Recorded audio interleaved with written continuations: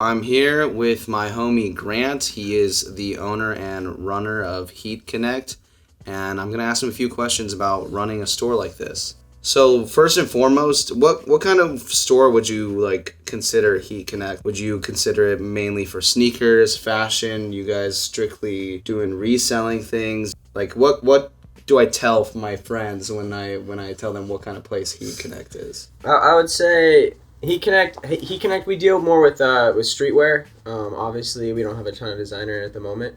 We're looking on expanding that quite a bit more. Off-White, Gucci, Louis, a lot of stuff like that. Because we've seen a lot of more people have been asking for it recently. We focus a lot more on the limited, the stuff that sells out, the stuff you can't get. The main thing we try to do is keep our prices. Obviously, this is the market where you're spending 100 plus on a T-shirt. You go into a store knowing you're not going to spend $50 on a pair of shoes. You're not going to spend $100 on a pair of shoes. You're looking more to spend 200 plus on a pair of shoes. You're looking more to spend 50 to 100 on a shirt. So it's just more, we're trying to look at where we can get that price point down to a customer base that can still afford. Obviously, they know they're going to be spending a lot, but they're not emptying every single dollar in their pocket for that one item that they want. Could you kind of elaborate more what that world is like? Like what kinds of things do resellers or do you guys have to go through, and what kind of things you guys have to go through as a store to acquire bulk items and stuff like that? Like, is this all just like you mentioned the community a lot, so is it all based off of just connections and shit like that? Because it's as a kid who 5-6 years ago I was trying to get Supreme things and then it would sell out and then I have no idea what the fuck's going on. I've come a long way knowing a lot of stuff now and learning things, but for the people who are unaware, the kids out there, what's it like being on that end of the streetwear world? Yeah, we're not round two. We don't have 16 pairs of each shoe. We're not there yet. But it's just, I mean, connections is everything in any business, and business and sales and real estate and literally anything, man. It's connections are everything. Just meeting people, staying in touch with them, and then forming a connection with them where either they can get you something and help you out, and you can get them something. Because drops are big, based in certain areas. A lot of shoes will drop overseas. A lot of shoes will only drop in Asia. A lot of vape will be easier to get in, Japan, Tokyo, stuff like that. So, but then there's also gonna be a lot of shoes that are U.S. release only. So there may be things that that person that's getting me something in Japan can't get over there. So they're gonna be like, hey, well, I'm getting you all this. Can you grab me that? So it's just, I mean, it's all developing connections and just meeting. It's just all meeting new people. That's the biggest thing I'd probably say. It's not even with streetwear, just with anything. Is any kind of business, any kind of anything is just connections. It's just meeting the next person. There's no reason to hate that person. Someone can always have something to offer you depending where you're going, and you can do the same. And you mentioned how certain items are more available in different places, and a lot of people know that that's the case with a lot of the Japanese brands. We know that there's a lot of import fees, so it's cheaper out there. So does that entail a lot of travel on your part? Do you get to go around all over trying to find pieces and acquire them? Is that a part of your job, you'd say? Yeah, that can be a cool asset to it. Obviously, not as much as I'd like to. Obviously, everyone wants to travel. Heading out to New York in December, and then possibly California too, probably in January and February again too. So yeah, I mean, sometimes it's cool to get to do stuff like that, but it's not I'm not leaving flights all the time, constantly going to different cities. But yeah, it definitely helps to have to be unfortunately, I'll spend most of the time camping in front of a store, or running into a store and running out because you don't have the time to be there for 3 full days. I don't really get to enjoy being there, but it is cool to be able to step outside for a day or two.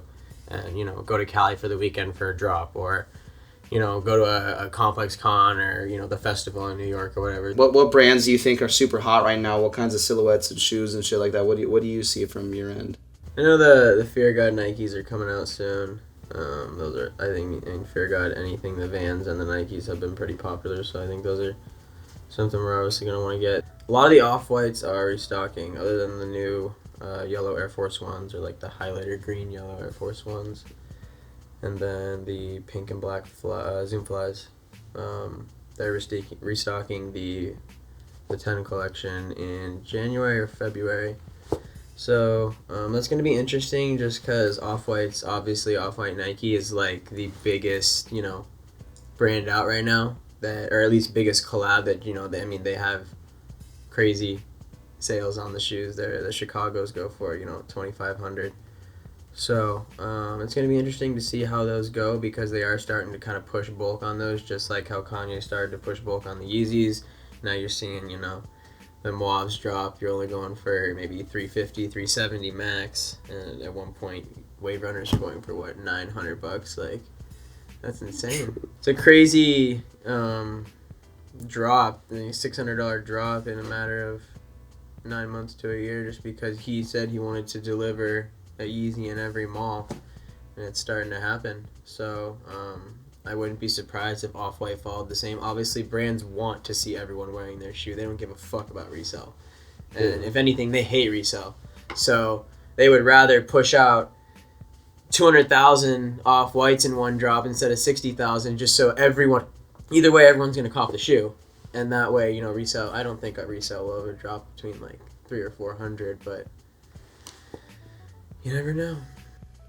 Yeah, I mean, just the other day, we went into the mall and just picked up some other kids' orders of the zebras, and I remember when the zebras sold for like 1,500 on StockX. Yeah. Like, it's a really interesting thing to see the economy fall and drop and the price changes. Like even the breads, like those sat at like 250 resale for a year and a half, and then now they're at like 800 right now. Like last time I checked, so like, it's really interesting. Do you like ever try to use statistics or mathematical things or like tools online to try to predict things and stuff like that with your moves with business, or do you just try to go from what your intuition and what you see within the community? Because I know some people really like to rely on like the stock index on StockX and shit like that, and I hear people make predictions all the time with shit, and I just kind of feel like it's like, I would have never guessed that the breads would have gone up like that. Like, I just feel like, I don't know, Yeah.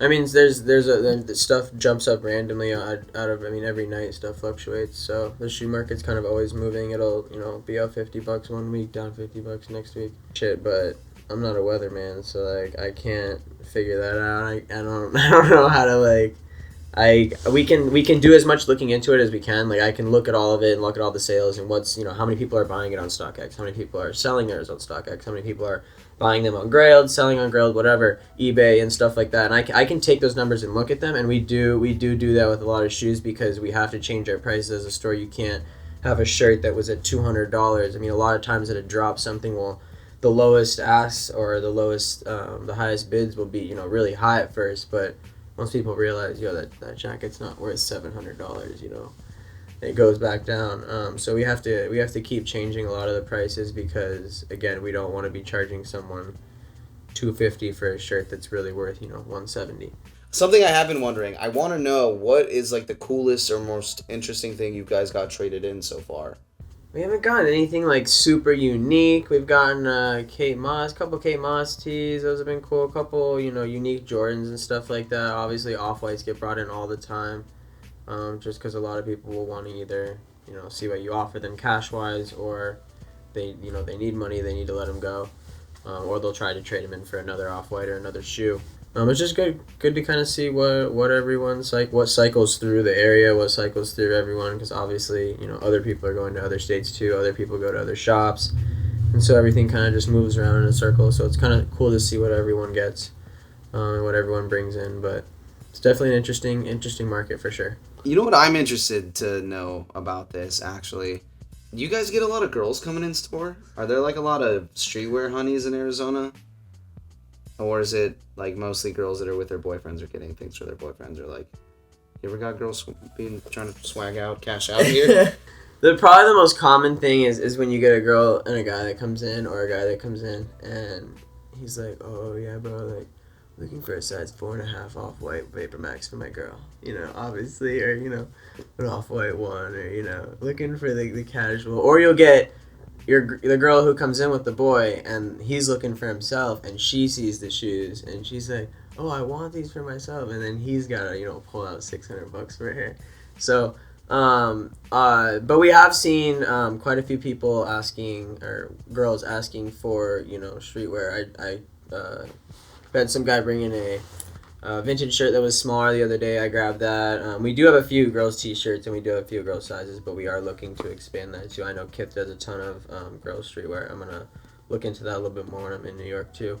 But yeah, we are trying to expand. Like I said, just like the designer, we are trying to expand that girls' section, or at least the smaller shoe size section for now, as much as we can. So yeah, I do want to carry like all the way down from like 4 to 12, 13. We got some of the good, so now it's time for some of the bad and the ugly. I want to know. I want to know what's the worst part about running a store like this. Like, what's fucked up about this shit? I mean, me and Brandon always like. One thing I hate is when someone brings something, especially if it's like really good stuff, and like either we just cashed out a lot or like we're just not cashing out that day or the moment. Someone will, they'll bring in a lot of good stuff and like we'll have to turn them down, or they either want like sometimes they don't really know if they're like asking as much, and they'll be like way above market, and we'll just be like, yo, like we can't, like we'll just have to pass for now. And like we always feel really bad because I mean it sucks seeing someone walk away when they were like hoping to get something out of it, but it's just kind of like, as a business, I have to look out for the store because, I can't take in everything. Obviously, I'd like to carry a million things. I think every store would. But it's just not possible. Thanks again for having me, Grant. I appreciate the talk. It was good. We'll link up in the future for some checkups and more content that we can make together. Yeah. Check out his Instagram, Tempe AZ. I will link everything down below. Come in if you're in Arizona and you want to cop some swag. Till next time, stay Gucci, guys. Don't forget to like, comment, subscribe. Peace.